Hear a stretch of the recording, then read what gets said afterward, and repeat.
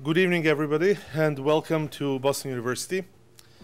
I'm Lucic Kushev, the chairman of the Computer Science Department at Boston University Metropolitan College, and I would like to welcome you to the Computer Science Distinguished Lecture Series, which is tonight organized by Computer Science Departments at College of Arts and Sciences and Metropolitan College at Boston University. This year, Met Computer Science Department celebrates its 30th anniversary. So the history of our department coincides with the history of the internet.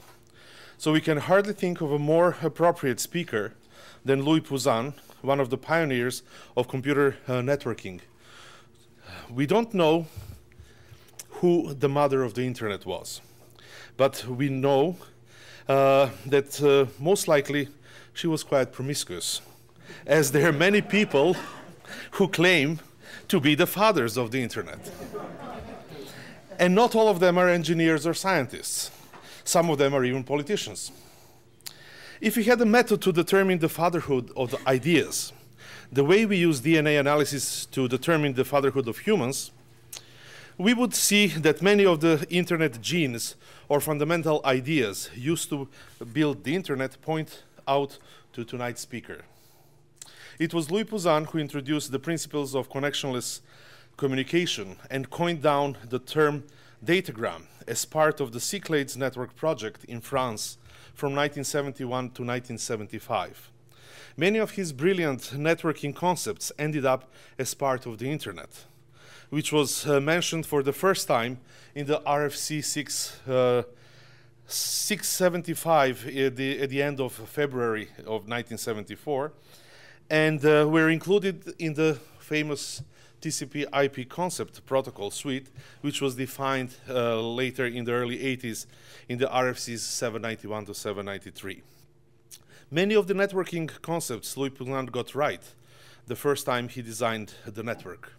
Regrettably, at the same time, number of Louis Pouzin concepts were included in the network and were omitted from the initial design of the internet, which resulted in a number of issues that the internet is facing today. And we are still dealing as researchers and trying to correct many of them.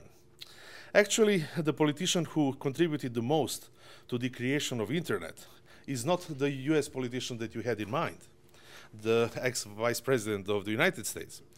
But actually it was the former French president, Valéry Giscard d'Estaing, whose administration affected the Cyclade project in such a way that it could not recover.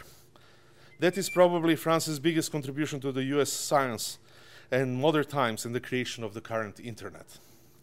On that note, I would like to invite John Day, another faculty of Met Computer Science Department, who was part of the internet early days, to give his perspective and introduce our today's speaker. John, please. Thank you very much. Well, as Lou said, I've been doing this far too long. As I always tell people, my original network address was 12. And I've known Louis, I think since, I got to trying to think when I actually met Louis. And Louis, I think I met Louis about 1975. And was just taken because this is a guy who just has great ideas. I mean, as Lou said, the real big thing that, and I rank Louis' accomplishments with those of Paul Baran and Donald Davies. And you know, if you read the histories, you will be told that the whole big innovation here is packet switching. Well, sort of. It really depends on how old you are. If you were Paul Baran or Donald Davies and you know, your formative years had been in telecommunications, the idea of sending data not as a stream but as in short packets is a revolutionary idea. If you're a little younger and you're a computer guy, this thing's obvious.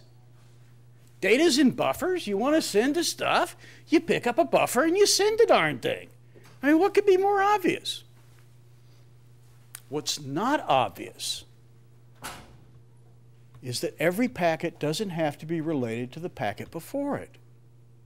That this whole thing can be stochastic.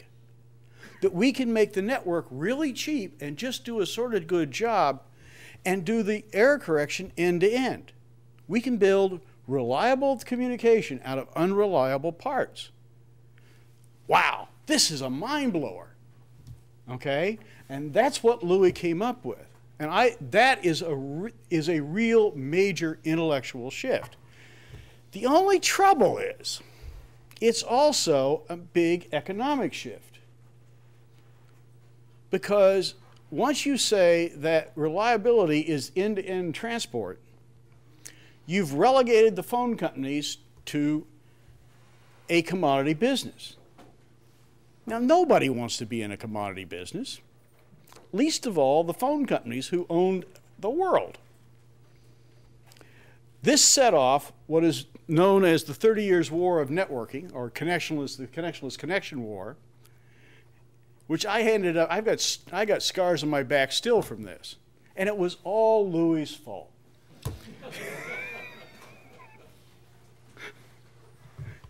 You know, and as Lou said, you know, when they picked it up, and you know, you're told that the internet's based on the ARPANET. It isn't. It's based on Cyclade. We threw out the ARPANET technology because it wasn't going to scale. We used Cyclade. But the guys who did it didn't quite understand all the subtleties of Cyclade and all the questions that hadn't been answered. And we're still trying to deal with that, which is why it's still Louis' fault. So with that, I would like to introduce my good friend, Louis Pouzin.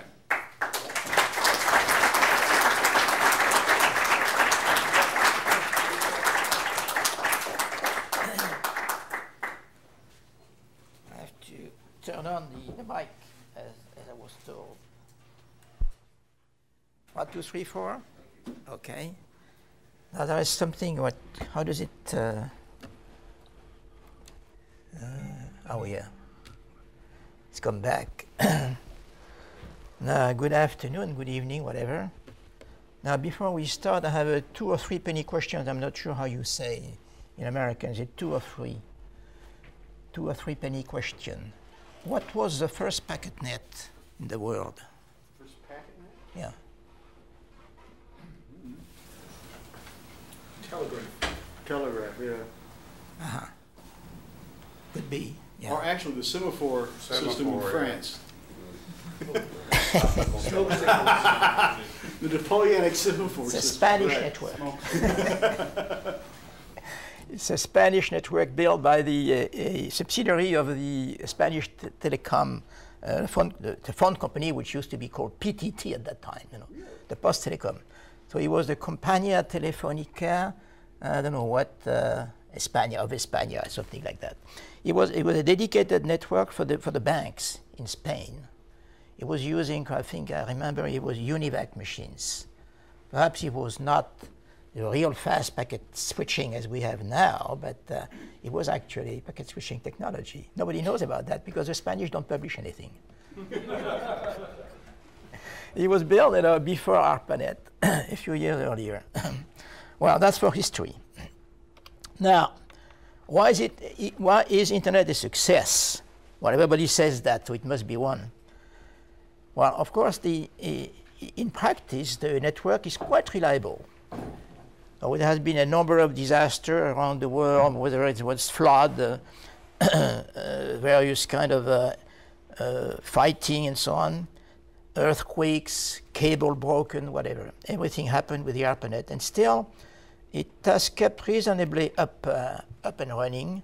Not in every part of the world. For example, in the Gulf, I think it was last year, they had a service interruption which lasted, depending on country, it lasted between 3 and 10 days. And it costed the Gulf Emirates more than $1 million of loss of business, you know. So it still affects some people when there are breakdowns, but you might say it's quite well engineered to be resistant to trouble, to physical trouble. But on the other hand, you know, you have to access to the ARPANET, to the internet, and you have to go through an ISP, and you know, there are all kind of good and bad business in ISP. Now, they may be good at some days, and they may not be good at others, or they may have technical problems. For example, in the Commonwealth Hotel, it took half an hour with the hotel technician to discuss with the guy of the firewall in order to make me access the internet. You know, So it's not that easy if you don't have the appropriate help. Now, user assistance is usually, I don't know how it is in your country, but in many of the countries, including mine, calling assistance is first expensive, and then you get nothing because the people who answer your question, usually know much less about the internet as you do. So it turns out being a loop of questions in which you have the only way to get out of that is to find some friends who are a little bit more more aware of the situation. Now the applications is what people do. You call Google, you call the French Railways, or you call the airlines to get the flight, or you call whatever. That's applications, and there is anything. Some are engineered very well, some are not so engineered very well. So I guess the internet is just like a marketplace. There are good shops and bad shops. You can't help that. But on the other hand, we can't live without it, like a drug. It may be bad, but we need it. Period. All right. But then there are certain resources in the internet which happen to be called critical resources by the internet community. What is the internet community? That's very vague. It's usually a lot of people around the world who more or less work for ICANN or for subsidiaries of ICANN or for the nebula of organizations which are in contact with ICANN. We also call them the Comintern because that's the community, internet community. So what they call critical resources is, of course, the standards which are defined by IETF, allocating IP addresses through the intermediate registries, allocating domain names, which is a cash cow, and then also handling the routes or watching what's going on in the DNS, having contracts with VeriSign and Department of Commerce and so on, and making a little bit of money on that, but much less than on domain names. And also having a lot of discussion about routing being a very serious problem in the internet, because it turns out that today we need the high-end Cisco router to do routing in the internet. And finally, especially in the developing countries, for example, Africa and many other places in the world, the real problem is first electricity, but that's not our subject. And the second is access cost, because it may cost something like $80 or $100 a month for those people to get to internet with a bad quality, with a lot of interruptions and low bandwidth. So that's the various problems that are remaining within the internet. I would insist also on the way the addresses have been allocated in the past. Of course, when he was allocated by John Pastor, and there were very few customers, he would give a class A, I mean 16 million or 4 million, I'm not sure, 4 million addresses to 16 million, I guess, to an institution, which was obviously excessive. So it turns out that today, if you look at the way the IPv4 addresses have been allocated, you have on this screen, the upper figures go to 100. That means that all the addresses of the v4 space, and below that the addresses which have been allocated. But allocated doesn't mean they're used. It's like parking places. They may be even allocated to some institutions which don't need them, but still they have them. So at the moment, about 77%, but that may vary, with the month, have been allocated, and 47% of the total address space have been allocated to USA institutions, which represents 60% of what has been allocated, which is an enormous number according to the United States population as regards the other ones. If you don't believe me, there is a URL here. It's just within the IANA, which is a sort of function within ICANN. You can check that if you like. Now, another aspect of the IPv4 addressing is that if you compare the number of addresses in a country to the number of inhabitants, which is, of course, something hard to be precise on. Well, you got about 4 something addresses, I mean IP addresses for the US, for each person in the USA, 2 in Canada, 0.6 in Europe, European Union, 0.06 in Brazil, and so on. And you see, in India, in China, India, Indonesia, have extremely few addresses compared to the number of their population. And at the moment, the number of people in China which are on the internet is higher than the number of Americans, which means the unbalance is absolutely obvious. Now, on the international scene, there is also something a little bit unpleasant. There is no law for the internet. You know, if you're living in one country, there may be some laws to sue crooks or sue people who abuse of the resources. Or for people, usually it's spam or things like that, or pedophilia, whatever. But if you're if the people who are affected have received information coming from a different country, there are absolutely no judicial, no court which can handle that. Or maybe they could handle it, but it would be totally ineffective. So it's really like the Far West 100 years ago. You know, the law belongs to the one who has a gun. In other words, to have the capacity to spam the other ones. Now, the governments have no decision power because first they have no institutionally they have no other role than advisory role in the internet governance. The only government that has a role, and a very powerful one, is the US government because it has contracts with ICANN and VeriSign in order to give them the capacity and the monopoly to run the critical resources I just mentioned earlier. Now, users in that scene are typically not represented, unless you call users all the people who are actually being part of the internet operation themselves, which means they have vested interest in the situation. But the ordinary user who only wants to use the internet, period, don't have a way to make his feeling or his opinion known. So over the year, there has been an increasing frustration of users and governments and a number of also commercial companies to have a way to influence the way the internet is being managed. It hasn't been very successful, but in 1988, ITU, which is the International Telecommunication Union, and Tunisia, I don't know why it was Tunisia, they made a proposal to have a summit on the information society.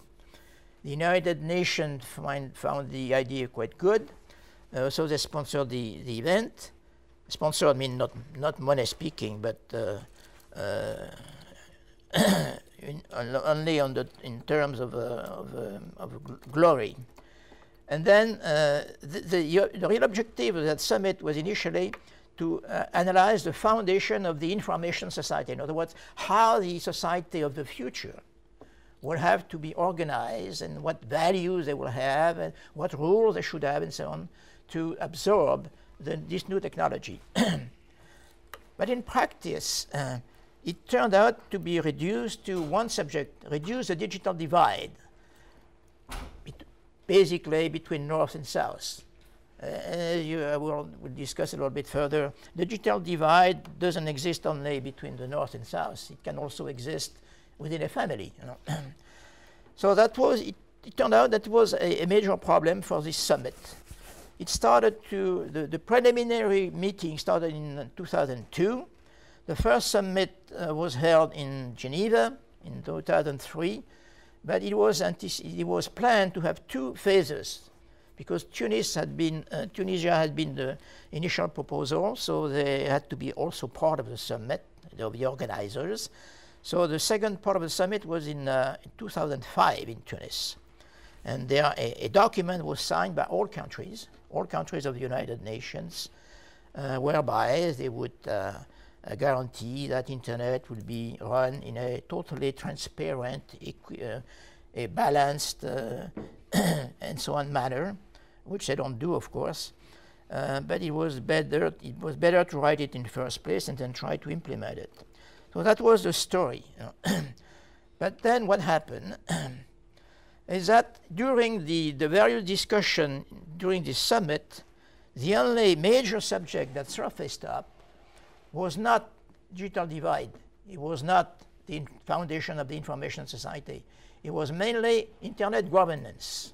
In other words, the people who are in favor of ICANN, I mean the ICANN organization, and the various countries which are in favor of that, and the rest of the world. And the rest of the world was much larger in terms of governments.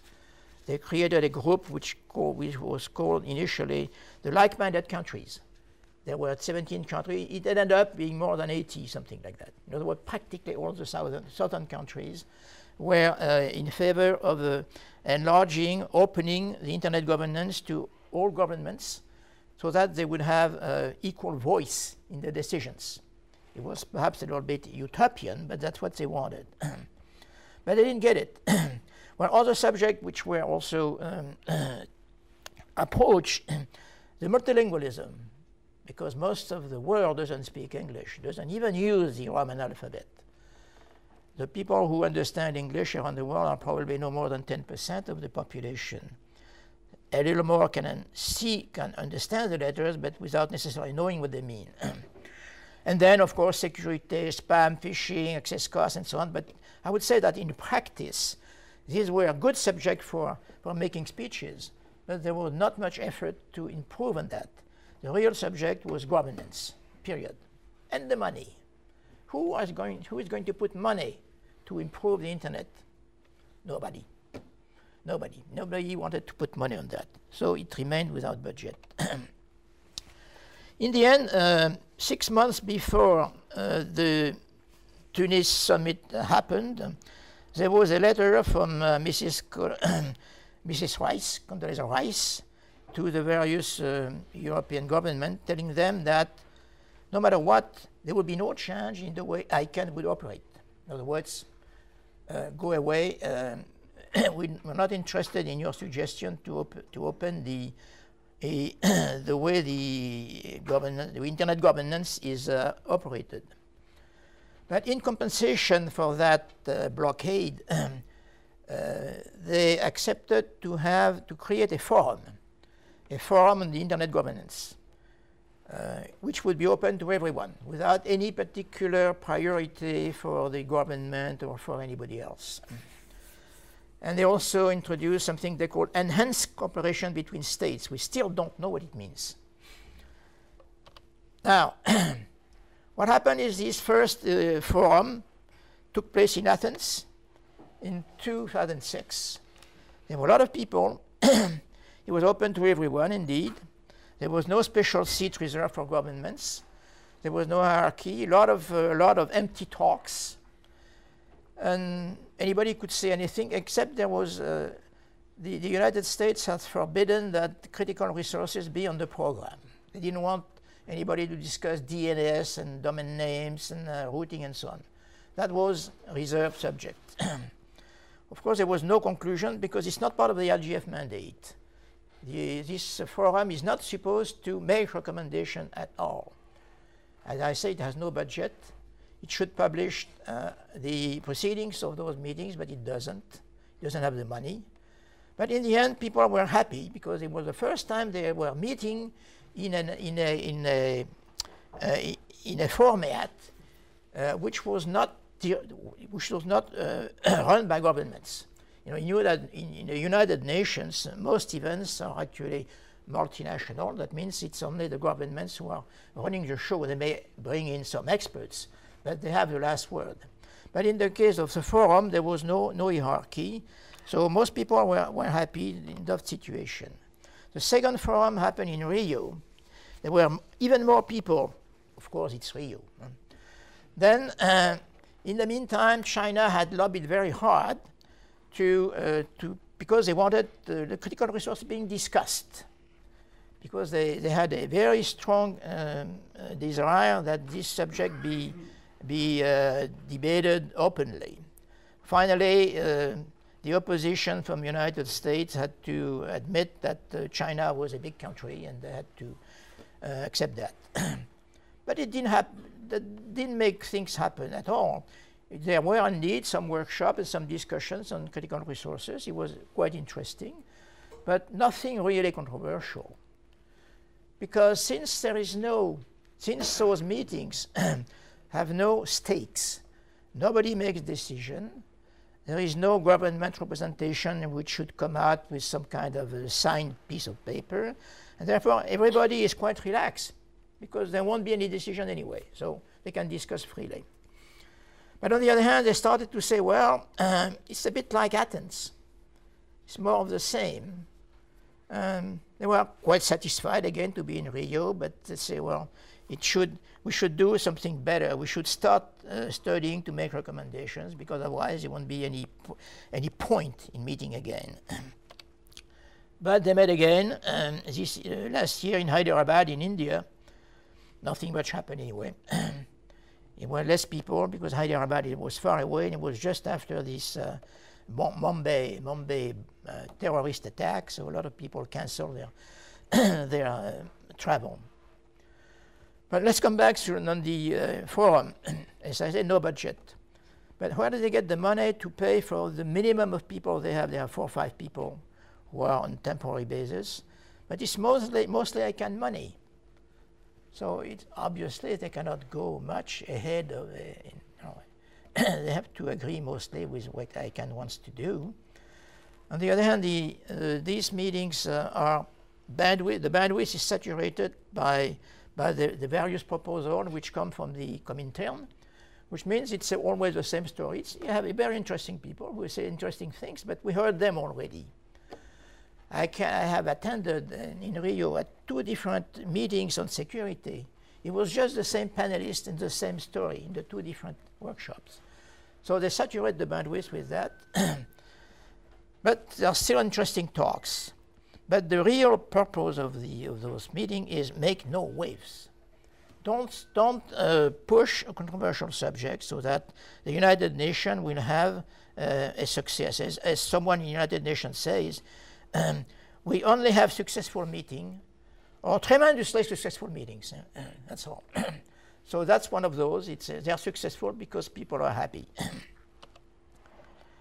Now, I'll now pass to a slightly different subject, which is not far away from the first one. It's the fact that in the world there is no single center of power. It used to be the case, perhaps, when there were the Cold War. There were actually 2 centers, one in the United States, one in Russia, USSR, sorry. But now it has diluted in many centers, which makes the life much more complicated for international institutions, because it's hard to find how to represent those center of powers and how to make rules to make them understand each other, and how to extract from that positive decisions in order to make something acceptable. Well, anyway, an example of the way the things are quite different in the world. To take the ITU standards, they are made by people who are very polite, very disciplined. They only speak when they're invited. They publish paper before they make decisions and so on. Take the computing standards, or ITF standards. Everybody is shouting at each other and so on. Completely different sociological organization. Now, let's take the ITF because that's the one that makes the internet standards. It's bottom-up. Bottom-up means what? It means there is no boss. The mailing lists are fantastic. It's a full-time job to be part of a mailing list in IETF, because you have 30, 40 messages a day at any time in the day.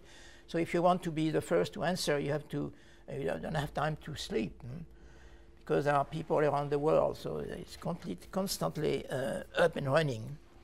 And of course, it's in English. So if you don't speak English reasonably well, then you're probably on the side of the room. There is no vote, rough consensus. That means probably decibels or something like that. Yeah. And since the room is crammed with people from a single country, there is no much ambiguity about who will get the decision. But the good point is that there is apparently no real decision, no real interference from government. There probably are some, but not so much, as opposed to what happens in most standard bodies in which governments are often strongly involved. Now, there are still, even though the organizers and notably the people who run the ITF say it's open to everyone. Therefore, we know we're perfectly democratic because anyone can come in here. Well, I already said that it's not that easy. The barrier is language, of course. English is a barrier for many people. The second is social manners. You know, in a room where somebody said, well, this is stupid, whatever, this is silly, you can't say that to Asian people. You know, a Japanese would be totally terrified to hear things like that. It's totally unacceptable in some cultures to tell someone he's wrong, or even to say no. You can't say no, it's not polite. So making those different cultures work together is not that easy, especially that they are not used to it. Now the money, people have to travel at their own expenses. Now the technical lingo, you know, work in the ITF, you have to learn a different language. All kind of acronyms and names or expressions which everybody knows. If you don't know them, then, well, you're just a Martian.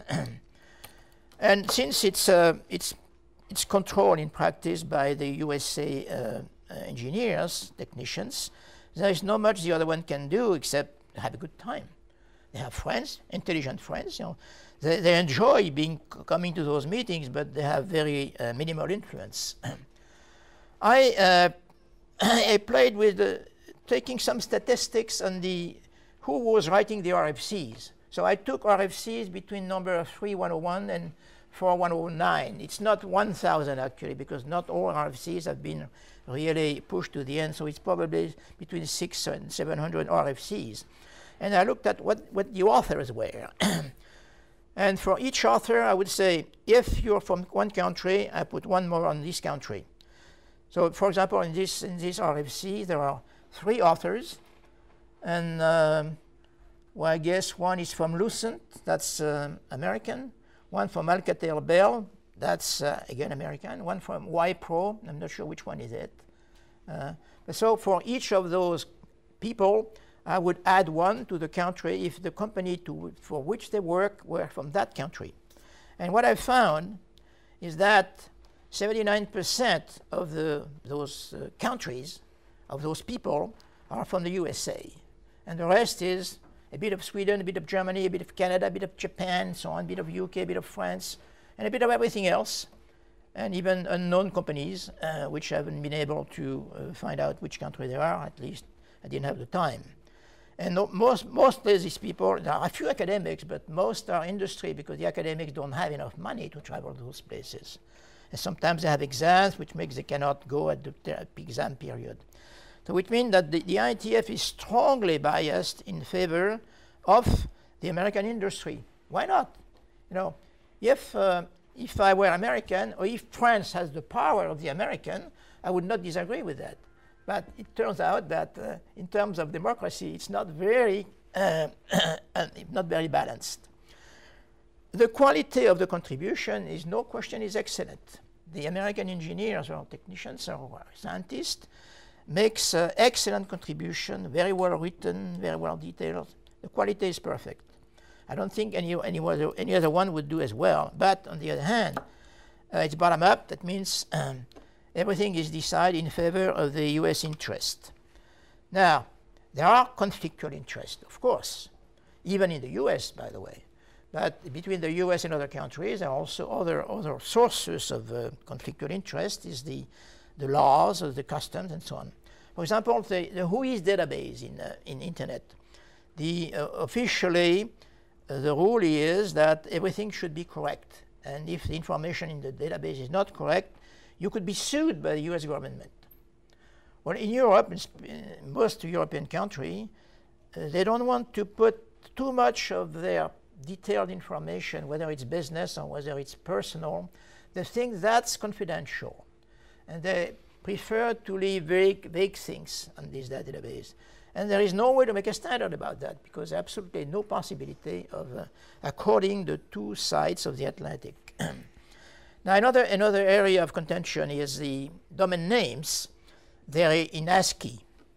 And there has been an effort for the past 10 years to give the ability to have Unicode scripts which would allow to put any kind of other alphabet.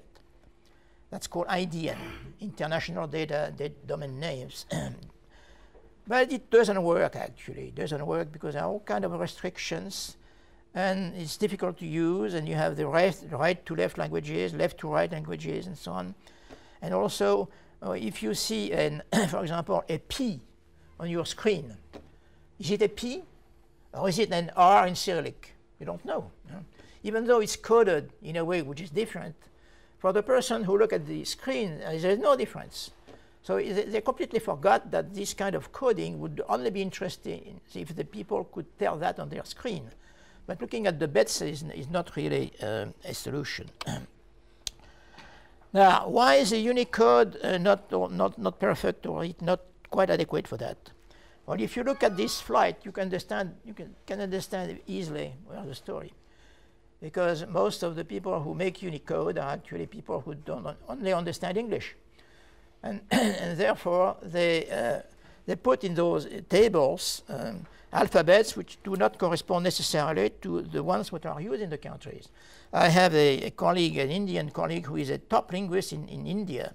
And he had a long list of stupid things that are in the Unicode coding. They assume that the same glyph or the same character would apply to one language and to the other. Well, it looks like they are the same, but they have completely different meaning semantically and phonetically. And also they forgot some characters because they think it's not useful, but it's useful in some part of the country. So they are really, they are not relatively incompetent in terms of defining foreign languages. That should be left to the people who speak those languages. Now, I would say, in general, those problems could be summed up as a matter of international savoir vivre. When you go to somebody, someplace, even though there may not be written rules, you have to try to understand first the role of the company, the role of the environment. You don't jump into a meeting like this without knowing how people react and so on. It takes some time to understand. And this is something which should be done better. Because the internet standards should be agreed by the whole world. Otherwise, they won't be applied to the whole world. And the IETF does not even take into account the standard bodies in the country, especially the ones which are major industrial countries. They know by their friend that an RFC has been disseminated and that the decision might be made to make it a standard, but that they never ask the standard bodies what they think about it. They may not accept their criticism, but they at least should inform them to make sure that there is no big blunder. That makes things a little bit unproductive. We say what deviation could happen, but there is one that has happened already, is China. China was a little bit fed up with being imposed domain names they didn't like, and also ICANN rules they don't like. They don't like to be bullied. So they created their own internet. Chinese internet in Chinese, they have domain name in Chinese. They use IPv6 because they didn't have IPv4 numbers. So they're completely independent.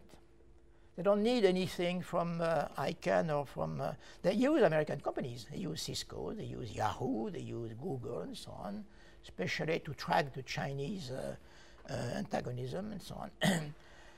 But they now have two different systems, one completely in Chinese and one which is open to the West, which accept ASCII names, IDN names, and which allow some minimum communication between Chinese people who are considered as being safe and the Western world. But they also have all kinds of filters on IPs, on site names, on country, and so on.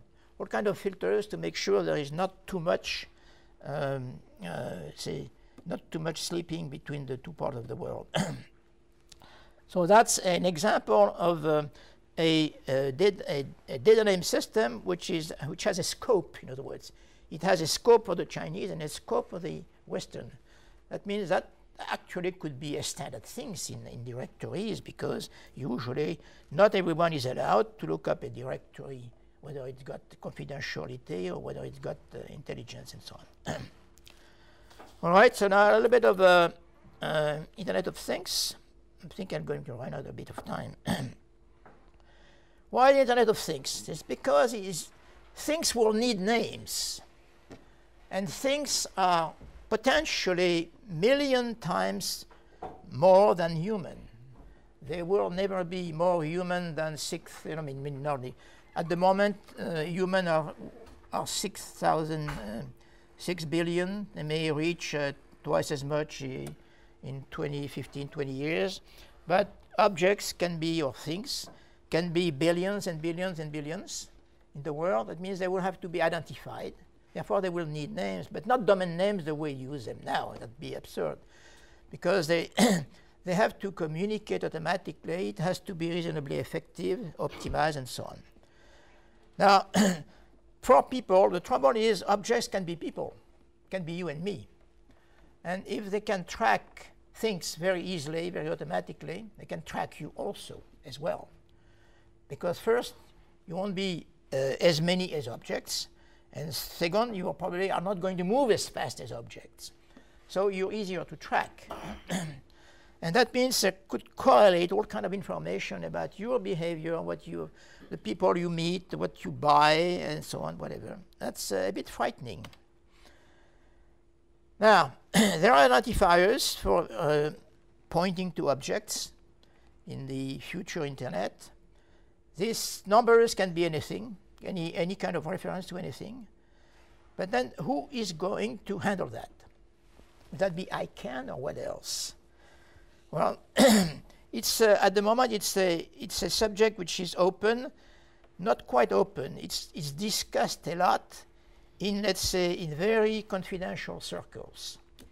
Who is going to be the masters of the names in the Internet of Things? Whether the big states, whether the Chinese will do it for China, who will do it in the United States? Will there be lobbies? Will there be multinational crossing boundaries? Will there be private associations? Will there be Google, VeriSign, whatever? It could be any of them has a strong ambition to be part of that game. But then suppose they track your information, your personal information. Do you know where your identity is stored in the Internet? You have been giving your name and address and phone number and whatever title dozens or hundreds of times already. Where is it stored? You have no idea. It's stored somewhere. It will stay there perhaps for years and years. And it can be correlated with some other information that you gave. Which may have changed, may not be correct. So we will have more and more information based on what the Internet says and not on what you say. For example, you want to rent a car or whatever, or get a credit someplace, and they say, who are you? You have an ID card and so on. They say, well, I have a problem with you. Is that because we found by doing some searching on the Internet that you're not a single. You have been married. You didn't tell me that, or you have children, or you have been in court. You have been sued. And so on, So a lot of information will surface up because you have completely forgotten they existed, but you have no idea where they are. Now let's come back to domain name. The way they are today, in ASCII or whatever, but even though they may be in different kind of Roman or non-Roman alphabet, the more you need domain names, the more you need characters. And if those domain names are to have some kind of significance, some kind of meaning, then you need more and more character. That means assuming that the whole world, everyone in the world would have a name, it would probably need at least 50 characters for that domain names which means it's impossible to remember and to type. Otherwise, it's not scalable. Now, even though most of those domain names would be totally useless for you. What a domain name in Telugu, which is one of the Indian languages, it's not even a Roman alphabet. You can't do anything with that. So why is it in the internet accessible to the whole world who doesn't speak any word of Telugu? In other words, it's a complete waste of resources. So it's the domain, and the name should be useful to some people, but not visible everywhere, because that doesn't make sense. But the DNS doesn't know that. The DNS is a flat structure which wants to put all names visible everywhere. So names should be not domain names. They should be named, period, nothing else. Those names should be reasonable. They should be specific to a language, to a trait, to a region. They should have a meaning within a certain context. They should be significant for users. They should relate to a certain context, because why is it impossible to have two domain names identical? Because if they are in different contexts, there are other John Days, in the world. But we can determine which is the right one by looking at the context. So it would be normal that people who are names which are used by people should have the ability to have a certain number of synonyms. That should be non-technical names, which is not the case. Identifiers mean numbers. Should mean nothing technical. Should be nothing really for people, but they should mean something technically.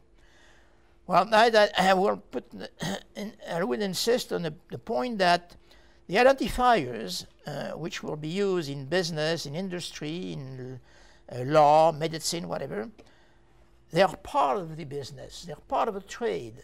They're an essential part of the management of the, let's say, of the organizational part of the trade, because they have to be relevant. They have to plan for future users.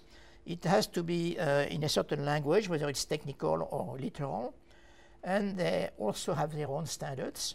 So they cannot accept the brute force, domain names, which is proposed by the internet. But as I said, there are a number of monopolies or pseudo-monopolies who would like to take that over, and that's not a dream. For example, 3 years ago, an institution called the Document Object Identifier, the foundation, the DOI Foundation, placed a contract with VeriSign to have exclusive handling of RFID in Europe, which was a bit surprising, because since it was a European company, they should have gone through a call for tenders, which they didn't. So a lot of things now are happening very discreetly. Many international companies are fighting to take over that business, but they should not. I mean, the various trades should resist strongly and keep control of their own identifiers. They are strategic resources which should not be left to anybody else. An example, which I think is very interesting to look at, because it brings some concepts we're going to use in PNA, perhaps. RFID for the mass distribution. Mass distribution, you have articles, you go to the supermarket, you go to the cashier. If they have RFID, they have an equipment, a reader, which will read the code and send that to a local system within the supermarket.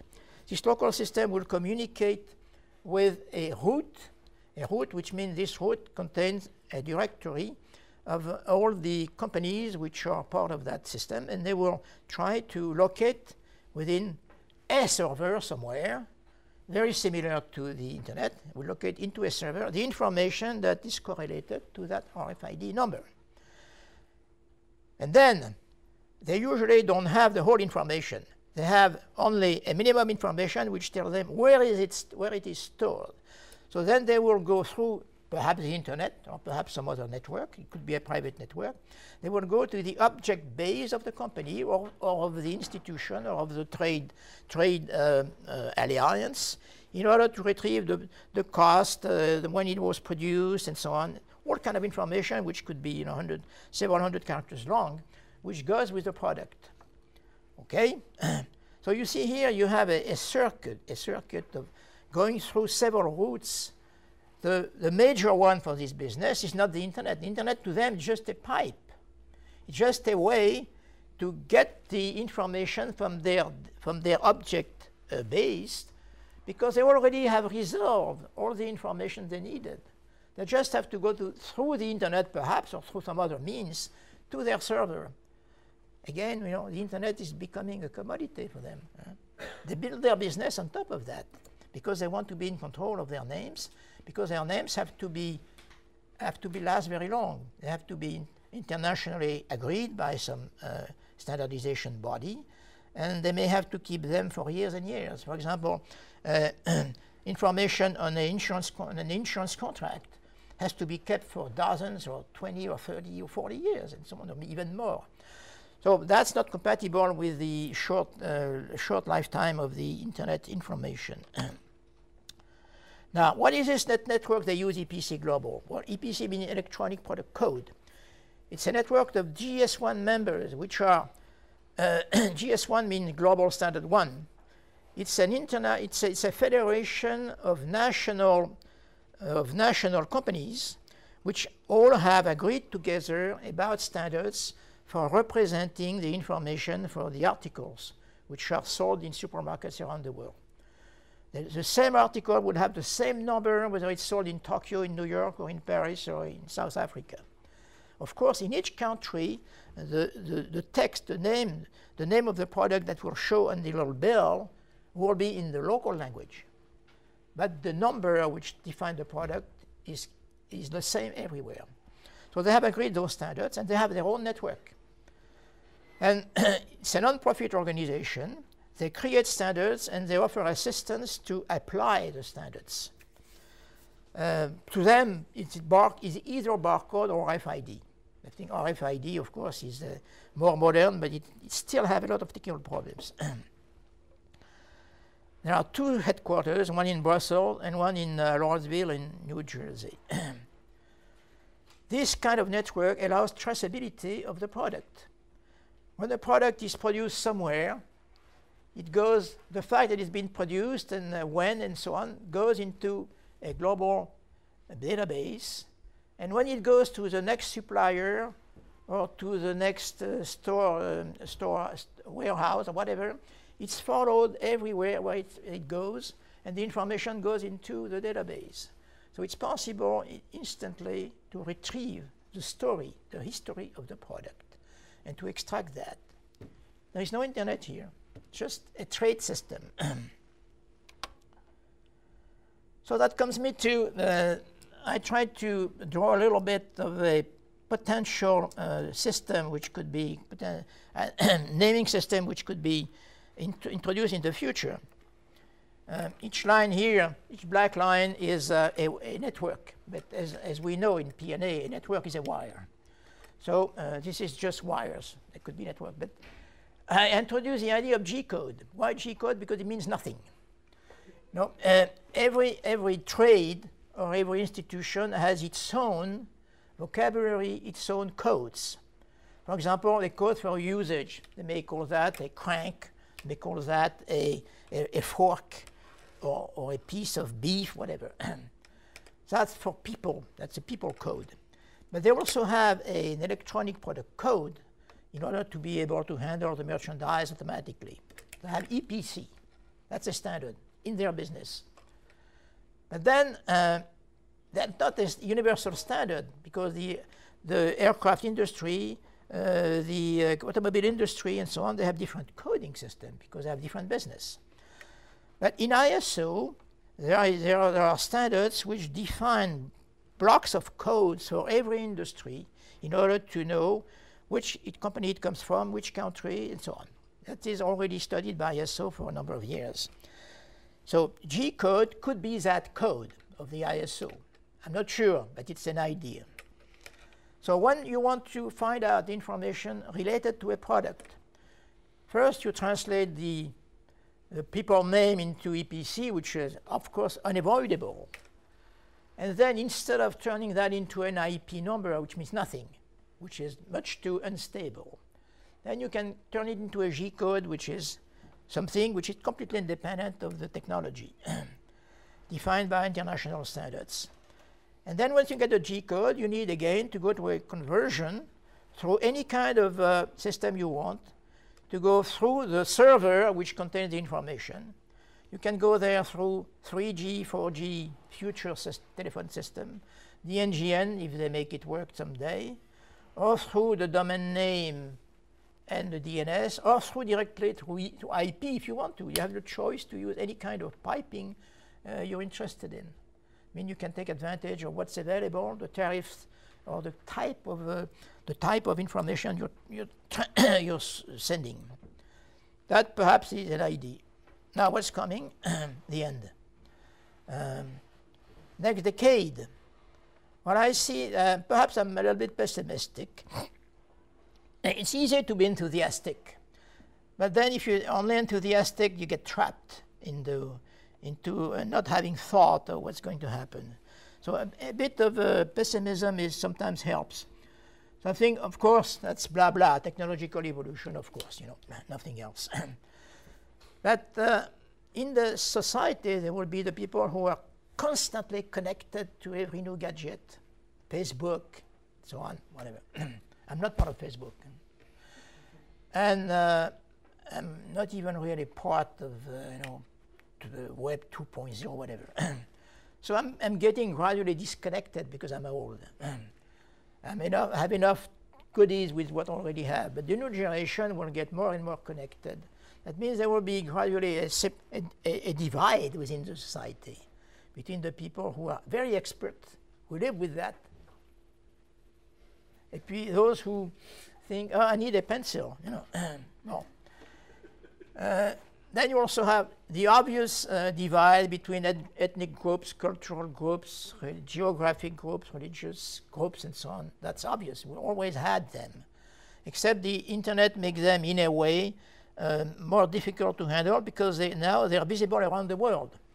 In the past, they were only active and fighting each other in some little part of the world. They could kill each other by the million, nobody would care. But now everybody knows it, and it makes things a little bit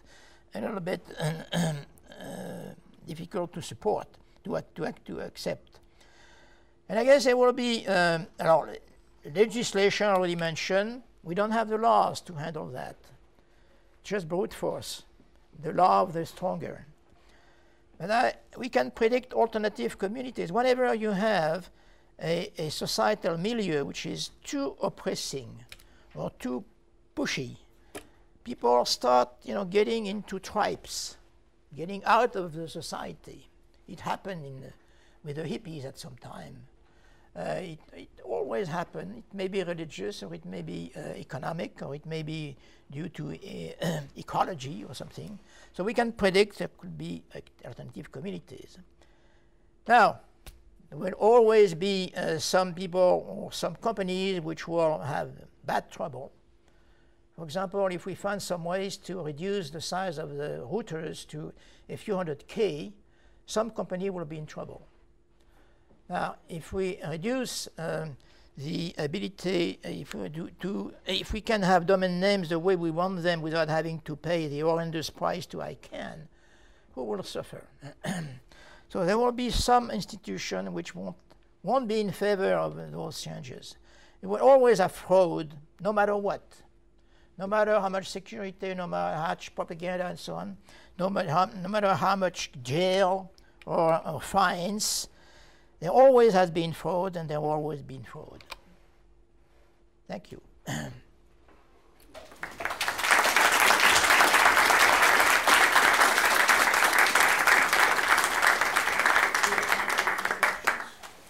questions? We've got I've got a question. I'm sorry, go ahead. Yeah. Well, I was expecting actually you would talk about the Cyclades experience back then. It was an interesting talk anyway, but I was wondering if you could tell us a little bit about the technology transfer from ARPANET to Cyclades back to Internet from your perspective. It's a long story. I mean, it's a long story. Short, please, because we are... First of all, well, ARPANET was first.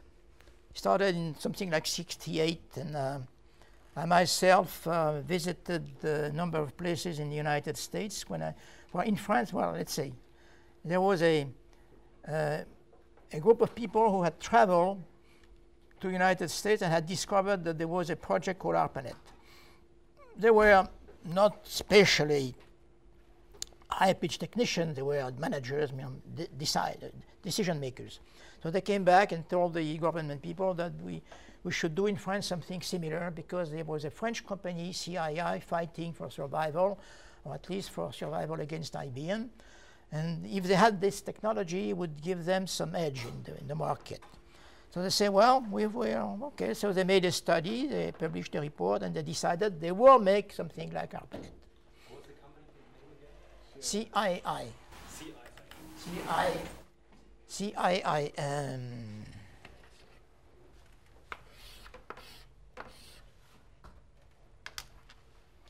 So they looked for somebody who would be able to handle that project. And at that time, I was known in France as the guy who had been at MIT, who had been doing a number of things already. I had been with Bull before. And I was at the time working with a car maker. It was Simca. Simca, which became Chrysler France, which became Peugeot, and so on, whatever. And it was not very funny to work in a car maker company, you know. So once they decided, they looked for somebody. Several of my colleagues said, well, you have Pouzin to do that. So they called me, and immediately I agreed to do that. He was the guy who who actually hired me for that was called the délégué à l'informatique, delegate to informatics. I mean, he was part of the prime ministry, and he was in a position. His role was to push the development of data processing, the computing industry in France. So I started, you know, once I've got that thing, I made a tour of the United States. I met Barry Wessler, Larry Roberts, the BBN, whatever. I met the major guy who had been doing the ARPANET. And of course, I could spot quite easily that there were a number of things which could be improved. You know. After that, I recruited a team, 4 or 5 people. Since I had not really much budget, I took some people within the institution where I was working, which was IRIA, and also asked various people from different research places to come and work together. So within 1 year, we produced a specification of the transport protocol of the packet network and of the philosophy. We produced a report, because whenever you want to do something in France, you need a report, you know, not just in France, but also United States. So once we had this report, which took us a lot of work, we were not quite sure whether it was very useful. But I found out later, in the next 2 years that followed, whenever an official person, bureaucrat, politician, would make a speech, he would grab some parts of that report to put some substance in his speech. So he was useful in a way, you know, because he was saying what we wanted him to say, you know. He or she. But after that, you know, we built the net. 2 years later, we had demos with the delegate at informatics, the head of the French PTT, the French Post Telephone Telecommunication, because we already had trouble with the PTT, of course. They didn't like the idea of having datagram. They thought it was crazy. And therefore, they wanted to have something which was not yet X25, but it was based on virtual circuit. And the guy who wanted to make that had also been in the United States some years earlier, and he had a PhD from Berkeley. And I didn't have any PhD, but I had a good team. So I think he anticipated to make that network quickly, but with a decent delay, he said. Well, I understand what decent delay means. I mean, 2 years late. So we finally had the acceptance from my boss to develop our PacketNet with the excuse that if their network would work, we would replace it and so on. But we never did it, of course. And after that, we had a lot of universities, research centers being part of the project. So at some point, we had around 100 people working in different places. And we spent about 22 million francs of that time, which was about what was planned, exceptionally. We couldn't spend more than we had anyway. And then, of course, we had always, very often we would meet Vincerf or Bob Kahn or other people from the internet, from the ARPANET, I'm sorry, in various places, because there were a number of conferences. There was also an IFIB group called TCCX, Data Communication, in which we were, many of us were involved. So we kept meet constantly. And at some point, we started to decide that we should make standards. So finally, the only thing we could agree on was a packet format. We couldn't agree on a protocol, but just having a same packet format was helping. It was never applied, but at least we had the exercise to do it. It was done, by the way, in Austria. And then everyone developed its own network. We developed a transport protocol. They had the NCP in ARPANET. And I think it was in 1974, I guess, we had already published paper earlier, but I think it was in 1974, we published the paper on our packet net called SIGAL in a ICCC or IFIP, I'm not sure, conference in Stockholm. And from that point on, it looks like many people in the internet circles in the United States found that it was a better design. So they put pressure on BBN, which was the developer of the internet, of the ARPANET packet net. They also put pressure on other people, I guess. And I think Bob Kahn was quite quickly convinced, because a few months later he came up with a first version of TCP/IP. It was in September, but he had visited us in February the same year, and we had explained to him all the philosophy of the of the transport protocol, how we would do it. Multi-homing was no problem, because we were not addressing physical point of attachment. We were addressing the host, a virtual name for the host, so we could translate that into as many access points we wanted. So it was no problem for us. I think he liked the idea, and with Vincerf, they worked out quite quickly a first cut at the TCP/IP 6 months later. And from them on, they had a hard time to make it accepted in the United States. It took them almost 10 years between the time. The real talent of this man is the team that he put together. Because the guys who built Cyclade are some of the smartest guys I've ever worked with. And they went on and did really neat things. But they were a great bunch of, it was a great team that you put together. And you left out some of the warring factions in there too.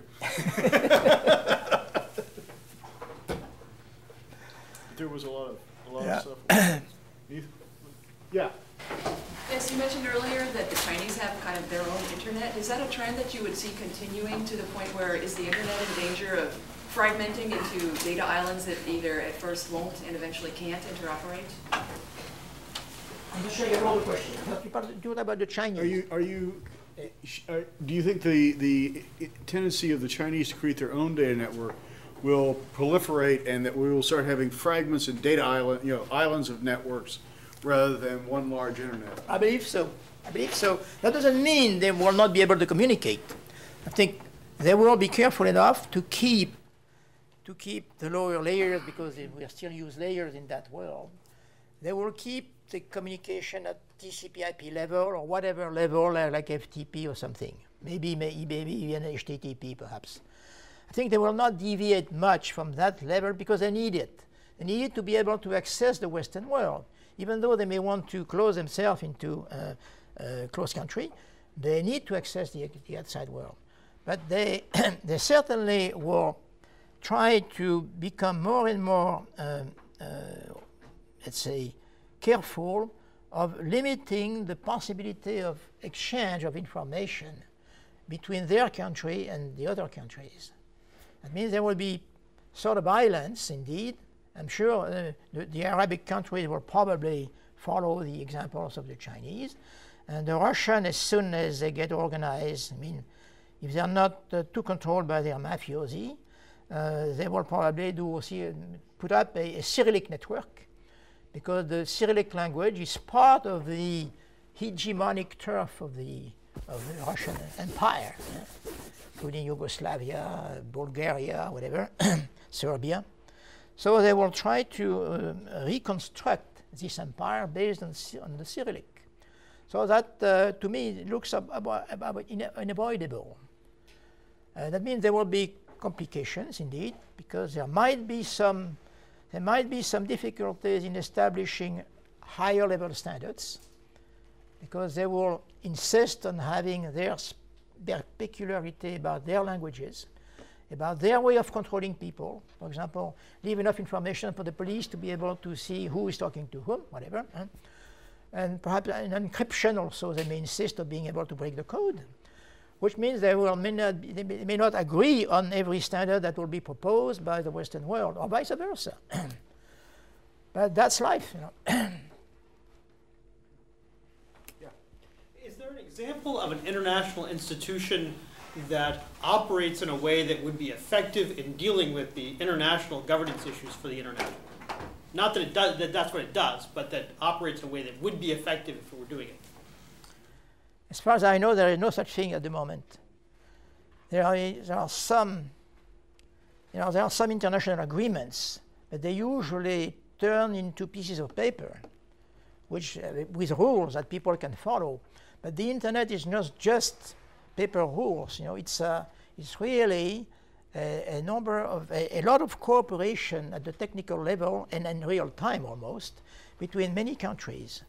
And that, I guess, there is no model at the moment on which we could draw some inspiration.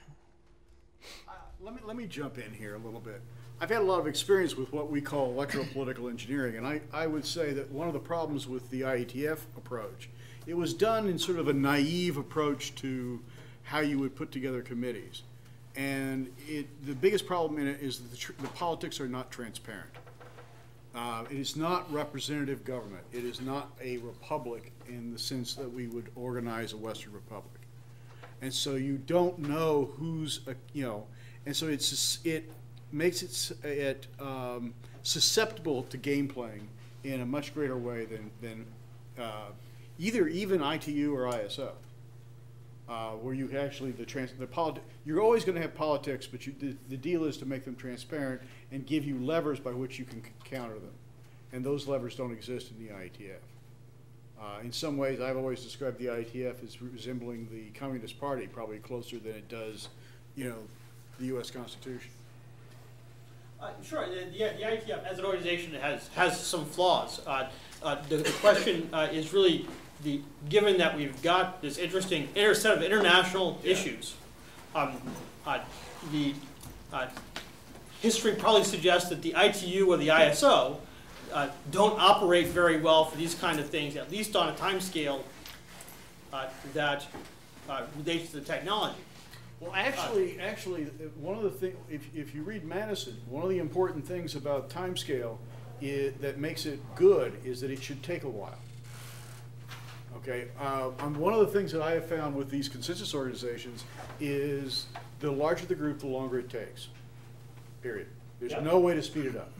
It's purely human. And in fact, that's probably good.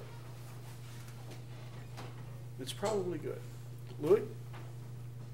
Yeah, I remember one thing when there was a discussion, 15 years ago in Europe to develop a new mobile system, a digital mobile system. The guy who was running the French telecom at that time says, we could do it, the British could do it, the German could do it, but if we do it together, it will take 3 or 5 years more, but it will be a compatible system. Right. It got GSM, which is a miracle. Which is a miracle, right.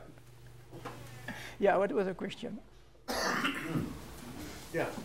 Yeah, there's two directions where the technology can move on. One of them is like fragmentation and data island, And the other thing is globalization. Now, like, and internet is a big force in globalization. Now, like, a lot of people try to learn English to be compatible with the internet or the global direction. So I'm not sure that people will fragment. I think many people would try to conform to the common practice, and it's kind of evolution theory. Repeat the question. I don't have to repeat the question because you got it, I suppose. Okay. Well, that's obviously, you know, something that there's no proof. Well, the only thing you can say is a lot of people try to learn English. That's true, but they don't really are able to practice it because they have other things to do. It takes money. They usually are young, then they get married, and they get a job, and they don't have enough opportunity to meet people speaking fluently language they're learning. That's it. There certainly will be more people speaking in the future, but at the moment there are no more than 10%. In India, which is supposed to be an English-speaking country, the Indian tell you, well, we have 10% of Indians speaking English, which is not bad. It's 100 million. 10% of India is 100 million. But it's still only 10%. So I guess, on the other hand, there are the cultural heritage. You can change that. In families, in the festivities, the people who talk to friends have to say very confidential things. They have to express their feeling in a very subtle way. They will never be able to do that in English. It's not their language. That's it. So they will always keep their own language for, say, personal relationship, at least for that. Plus the fact that they have linguists, literature, and so on, for which they want to protect their patrimoine. Yeah, one more. Okay, I'm just going to, do you think this, let me use the term balkanization of the internet. I tend to think it's not the trend, but do you think it's more due to a frustration? You seem to say both things, due to frustration with standards, or the slow progress, or the non-inclusivity of standards versus countries trying to control the other points of contact with their country, which I think is more likely to cause that kind of balkanization, the latter. If you're trying to control your country, well, then there's nothing anybody else can do except invade you, to stop or whatever, you know, change your culture, to stop. I mean, which of these? You seem to have said both. Do you think both, or do you think one's more important? Or? There are many factors. I think there is no real simple trick, you know, to get standards approved, whatever. You know, it's very often it's pure chance, because at some point there are several people who agree together. Sometimes they make mistakes. Do I answering your question? Am I answering your question, or am I? No, I'm just trying to figure out. You seem to have said both at two different times. I'm just wondering if you consider them equal forces, or I mean, I can imagine both being true. But I'm not implying that you contradict it. Well, in most cases, standards happen when the major industries which need them are prepared to compromise. They may decide to fight each other, in which case there is no standard. But if they want to compromise, if they think they have an interest in having a common standard, even though it may be a partial standard, not applicable perhaps at all products, they will do it. At other times, it could be just because a few people, almost independently of any pressure, come up with something, and it's agreed for some reason, because nobody was ready to object to anything. Or it can be done by purely political game. For example, when it was to decide about which standard to be applied to color TV in Europe, you had the German system and the French system. So the Russian took the French system just because the government had agreed to do that together. There was no other reason for that. So it's hard to predict what's going to happen. But sometimes two standards is better than none.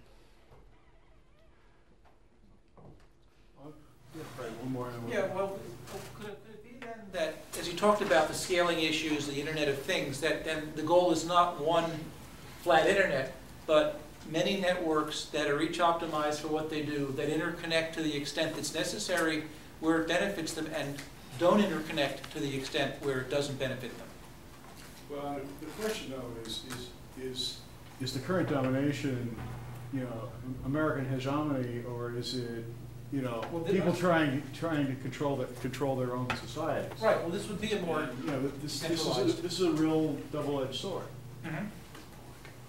Well, I would say, you know, perhaps in countries like China, Russia, Tunisia especially, because it's a smaller country, very strongly kept in control, it's possible to determine that the country has an interest, whether it's a good or a bad one. But in most democratic countries, there are many vague, crisscrossing interests, not always conflicting, but very often not very well determined either. You have the carriers on one hand, which have a lot of money. You have the banks. You have the railways and so on. They all have their own interest, and knowing what is exactly the country's interest is very difficult to assess. Yeah. Well, I'd like to wrap it up. It's getting late. I want to thank all of you for coming. I want to thank Louis for being a very good speaker.